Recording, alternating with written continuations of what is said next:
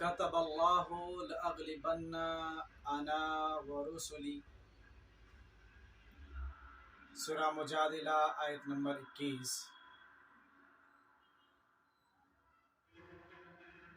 اللہ تعالیٰ یہ فیصلہ فرما چکا ہے کہ میں اور میرے رسول ہی غالب رہیں گے، میں اور میرے رسول ہی غالب رہیں گے۔ اس سے پہلے کہ میں اپنے تقریر کا آغاز کروں،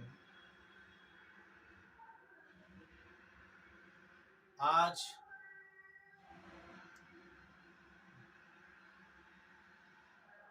1 اکتوبر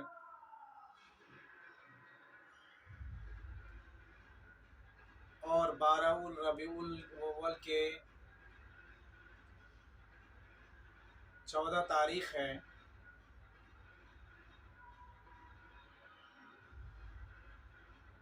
تو میں نے یہ سوچا کیوں نہیں اللہ کے نبی جناب محمد رسول اللہ صلی اللہ علیہ وسلم کے بارے میں کچھ باتیں بیان کروں۔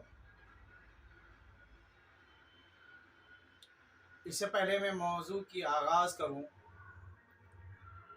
اللہ رب العزت کے حمد و ثنا، بزرگی و بڑائی، حمد و ثنا صرف اس ذات کے لیے جو عظمت کبریائی اور جلال میں تنہا ہے، جو اول اور آخر ہے، جو اول اور آخر ہے، جس کا کوئی شریک نہیں۔ حمد و ثنا صرف اس ذات کے لیے جو رحمان رحیم ہے، جو ستار غفار ہے، جو حمید اور مجید ہے، جو حی اور قیوم ہے، جو مالک ہے عرش عظیم کا، جس کا کوئی شریک نہیں۔ حمد و ثنا صرف اس ذات کے لیے جو کائنات کے ہر چیز کو تھامنے والا ہے، کائنات کے ہر شے کو پالنے والا، کائنات کے ہر چیز کو روشن کرنے والا ہے، جس کا کوئی شریک نہیں۔ اور اس کے بعد درود و سلام ہو جو صادق اور امین بن کر آئے، درود و سلام ان پر جو شفیع المذنبین رحمت للعالمین بن کر آئے، درود و سلام ان پر جو رؤوف اور رحیم بن کر آئے، درود و سلام ان پر جو بشیر و نذیر بن کر آئے، درود و سلام ان پر جو سید الانبیاء خطیب الانبیاء بن کر آئے، درود و سلام ان پر جو صاحب الحمد اور صاحب مقام محمود بن کر آئے۔ لیکن اشراف مکہ دور کی کوڑی لائے، لیکن اشراف مکہ دور کی کوڑی لائے۔ کیا؟ یہ تو کذاب ہے، ساحر ہے، پاگل ہے، شاعر ہے، کاہن ہے، بالآخر یوں تباہ و برباد ہو گئے، گویا کبھی یہ لوگ تھے ہی نہیں۔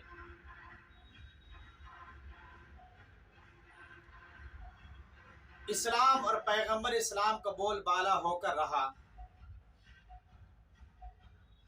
وقت پر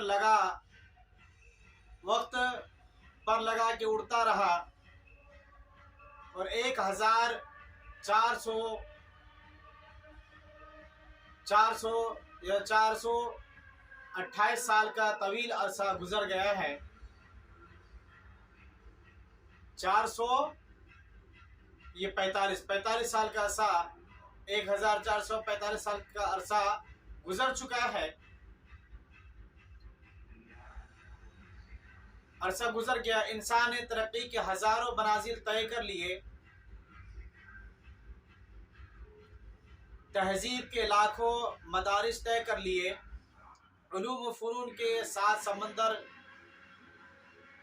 کھنگال ڈالے، حقوق انسانی کے علم بلند کیا، احترام و ادمیت کا نعرہ لگایا اور انقلاب برپا کیا، لیکن وہ جو رحمت للعالمین بن کر آئے تھے ان کے بارے میں سوچ ویسی ہی کی ویسی ہی رہی۔ اب اشراف مغرب دور کی کوڑی لائی ہے، اشراف مغرب دور کی کوڑی لائے ہیں۔ وہ تو قاتل تھا، دہشت گرد تھا، قصاب تھا، جاہل تھا، شہوت پرست تھا، اس ذات کی قسم جس کے ہاتھ میں میری جان ہے، اس ذات کی قسم جس کے ہاتھ میں میری جان ہے، اشراف مکہ بھی دھوکے میں مبتلا تھے، اشراف مکہ بھی دھوکے میں مبتلا تھے، اور اشراف مغرب بھی دھوکے میں مبتلا ہے۔ جس طرح اشراف مکہ ذلیل اور رسوا ہو کر تباہ و برباد ہوئے، اسی طرح سے اشراف مغرب بھی ذلیل اور رسوا ہو کر تباہ و برباد ہو جائیں گے انشاءاللہ۔ اسلام اور پیغمبر اسلام کا بول بالا ہو کر رہے گا، اسلام اور پیغمبر اسلام کا ایک دن بول بالا ہو کر رہے گا۔ رب کعبہ کی قسم، مستقبل قریب کا ایک اور صرف ایک ہی ہے،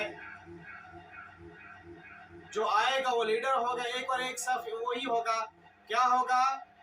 کتب اللہ لاغلبن انا ورسلی ان اللہ قوی عزیز۔ اللہ تعالیٰ یہ فیصلہ فرما چکا ہے کہ میں اور میرے رسول ہی غالب رہیں گے، میں اور میرے رسول ہی غالب رہیں گے۔ بے شک اللہ تعالیٰ بڑی طاقت اور وہ غالب والا، بڑی طاقت والا اور غالب ہے وہ۔ سورہ مجادلہ کی آیت ہے۔ اس ورلڈ آرڈر کو بدلنا انتہائی ناممکن ہے، جتنا کل کی سورج کو طلوع ہونے سے روکنا ناممکن ہے۔ سامعین، جس رسول نے راستوں کو ہموار کرنے کا حکم دیا، جو رسول اس دنیا میں اس لیے آئے تھے کہ لوگوں کو یہ تعلیم دیے کہ راستے میں اگر کوئی پتھر پڑا ہوا پاؤ تو اس پتھر کو سائڈ کر دو، راستہ کو پوشیدہ کرنے کے لیے کہا گیا، راستہ اچھا بناؤ، تکلیف دہ چیز اگر راستے میں پڑا ہوا ہے تو اسے ہٹا دو۔ لیکن آج امت محمدیہ ایک بڑا گروہ جو ربیع الاول کے نام پر ابھی جیسے کہ ہمارا یہ درس چل رہا ہے، اور یہ اس طرح کے فاحشات سب گانے بجیں گے، نماز کی پابندی نہیں، کچھ نہیں ہوگی۔ اب عشاء کی نماز ہو رہا ہے، ٹائم ہونے والا ہے، کچھ بھی نہیں ہوں گے۔ جو رسول آپ کو یہ پیغام لے کے آیا کہ راستہ کا ہموار کرو، راستہ میں چلنے پھرنے والوں کے لیے آسانی پیدا کرو، لیکن یہ بھیڑ، یہ ٹرافک، یہ اللہ کے نبی صلی اللہ علیہ وسلم کے جنم دن کے نام پہ منائے جا رہے ہیں۔ کہ اللہ کے نبی صلی اللہ علیہ وسلم سے سچی محبت صرف یہی لوگ کرتے؟ کیا صحابہ کرام اللہ کے نبی سے محبت نہیں کرتے تھے؟ کیا اللہ کے نبی سے صحابہ کرام محبت نہیں کرتے تھے؟ یہ صرف یہ ایک دکھلاوا ہے۔ اللہ کے نبی سے اگر سچی محبت اگر یہ کرتے تو اللہ یہ نماز کی پابندی کرتے۔ اللہ کے نبی نے کیا کہا؟ نماز میری آنکھوں کی ٹھنڈک ہے، نماز میری آنکھوں کی ٹھنڈک ہے۔ یہ 12 ربیع الاول کے نام پہ، جھنڈے اور کنبے کے نام کی وجہ سے، اس کی وجہ سے نماز کو ترک کریں گے۔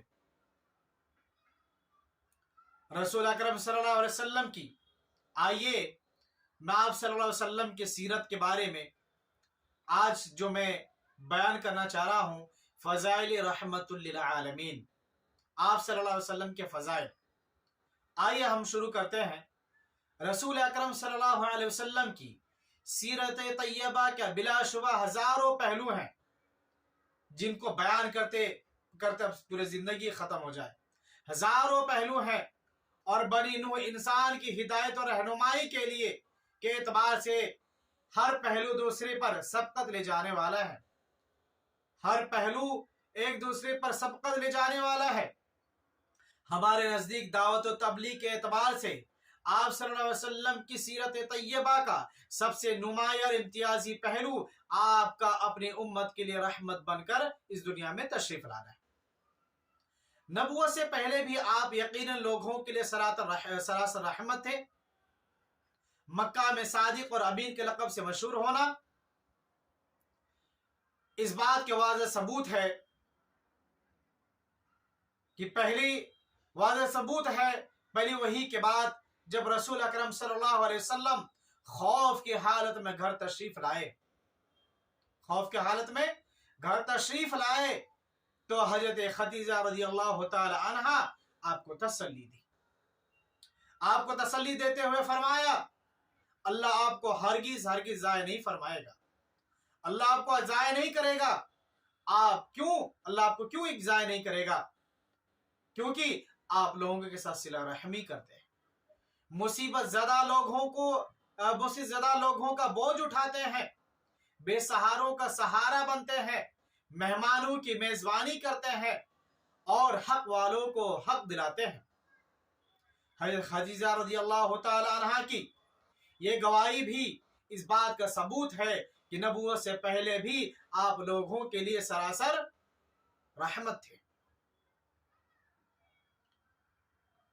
सरासर आप लोगों के लिए रहमत थे। लोग आपको ऐसे ही अमीन और सादिक नहीं कहते थे। लोग अपनी अमानतें आपके पास इस तरह से ही नहीं रखते थे।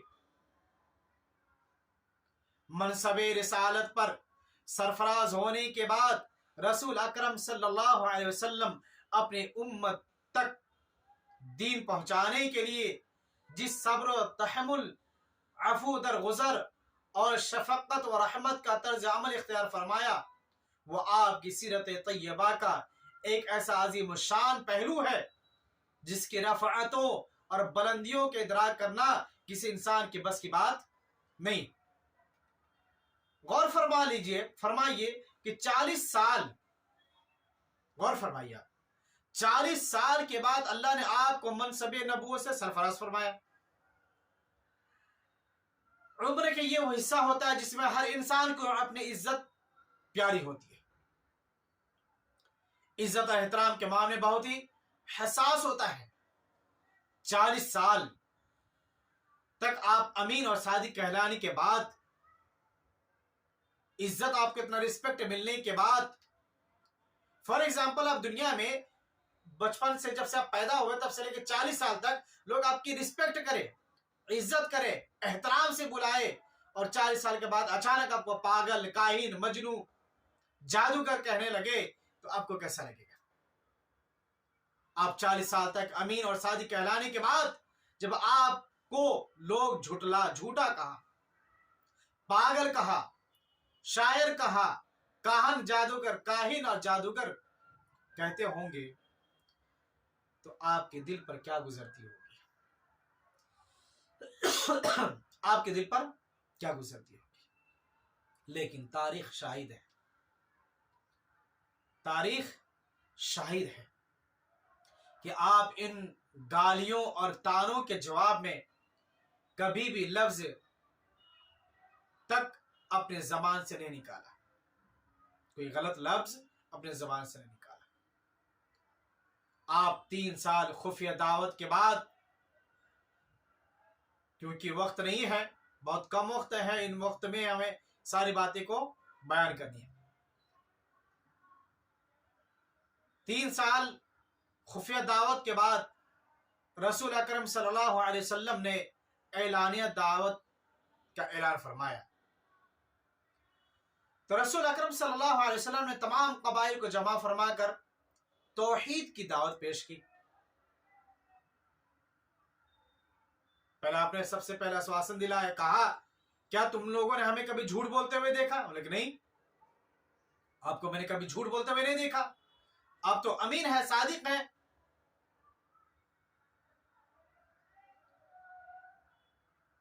تو آپ نے اس وقت توحید کی بات پیش کی. آپ کی بات سن کے آپ کے چچا ابو لہب نے آپ کی سخت توہین کی، آپ کی توہین کی، مذاق اڑایا اور یہ کہہ کر ڈانٹ دیا تیرے ہاتھ ٹوٹ جائے. اے محمد، تو نے ہمیں اسی لیے جمع کیا تھا، تمہاری ہلاکت ہو، تمہارے ہاتھ ٹوٹ جائے، کیا تو نے ہمیں اسی کام کے لیے جمع کیا تھا؟ رسول اکرم صلی اللہ علیہ وسلم تاریخ شاہد ہے، آپ نے ان کے جواب میں ایک شبد بھی نہیں بولے. کیا کہا؟ تیرے ہاتھ ٹوٹ جائے، کیا تو نے ہمیں اس کام کے لیے جمع کیا؟ رسول اکرم صلی اللہ علیہ وسلم نے چچا کی اس ہتک آمیز رویے پر مکمل خاموشی اختیار فرما لی. لیکن قرآن مجید میں اللہ تعالیٰ نے اس کا جواب دیا. کیا جواب دیا؟ تبت یدا ابی لہب و تبت، کہہ کہ اللہ رب العزت نے کہہ کر بتا دیا. امیہ بن خلف آپ کو دیکھتے ہی گالیاں بکنا شروع کر دیتے، آپ کو گالی دیتے، لعن طعن کرتے، لیکن آپ نے اس کے جواب میں ہمیشہ مکمل خاموشی اختیار فرماتے. حتیٰ کہ اللہ تعالیٰ نے اس کا جواب قرآن مجید میں ان الفاظ میں دیا. کیا دیا؟ وَيْلٌ لِكُلِّ هُمَزَةٍ لُمَزَةٍ. ابو جہل نے رسول اکرم صلی اللہ علیہ وسلم کو حرم شریف میں سخت ڈانٹا، سخت ڈانٹا اور آپ پر، آپ کو بھلا برا کہا، آپ کی بے عزتی کی. رسول اکرم صلی اللہ علیہ وسلم نے جواب میں خاموشی اختیار فرمائی. حضرت حمزہ رضی اللہ تعالی عنہ جب یہ واقعہ سنا تو بھتیجی کی بے عزتی کو برداشت نہ کر سکے، ابو جہل سے انتقام لیا. وہ یوں ہے، اللہ کے نبی حرم کے ارد گرد تھے، ابو جہل آئے، آپ کو ڈانٹا، آپ کو بھلا برا کہا، گالی گلوچ کیا اور آپ کو مار دیا. مکہ میں مشہور ہو گیا. حضرت حمزہ رضی اللہ تعالیٰ عنہ کام کیے سلسلے میں باہر گئے ہوئے تھے. شام ہوئی، گھر پہ آئے، آپ کو معلوم چلا، آپ کے بیوی نے بتایا کیا معلوم ہے آپ کو کچھ؟ بولے کہ نہیں. آپ کے بھتیجے محمد کو ابو جہل نے گالی گلوچ کیا ہے، ڈانٹا ڈپٹا ہے. یہ بات سننا تھا.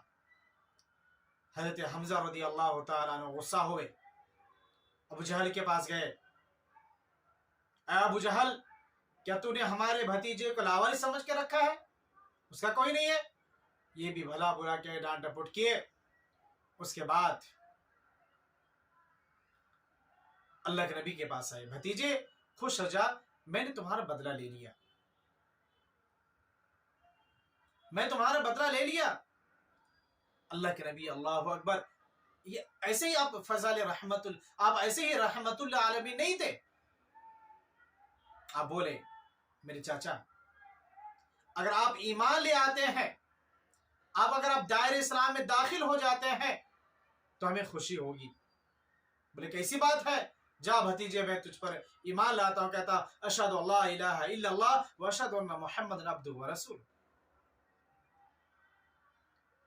ابی بن خلف نے ایک بار پوسیدہ ہڈی لی. کیا لی؟ پوسیدہ ہڈی لی، اور وہ پوسیدہ ہڈی لے کر کے اللہ کے نبی صلی اللہ علیہ وسلم پوسیدہ ہڈی لے کر توڑی اور ریزہ ریزہ کر کر استنزاء کے انداز میں رسول اکرم صلی اللہ علیہ وسلم کی طرف اڑا دی. لیکن آپ نے کوئی طرز عمل ظاہر نہیں فرمایا. اسی طرح سے رسول اکرم صلی اللہ علیہ وسلم کے صاحبزادے حضرت عبداللہ فوت ہوئے. کون؟ آپ کے بیٹا عبداللہ انتقال. تو ابو لہب عاص بن وائل، عقبہ بن ابی معیط اور ابو جہل وغیرہ نے آپ کو جڑ کٹا کہا، آپ کو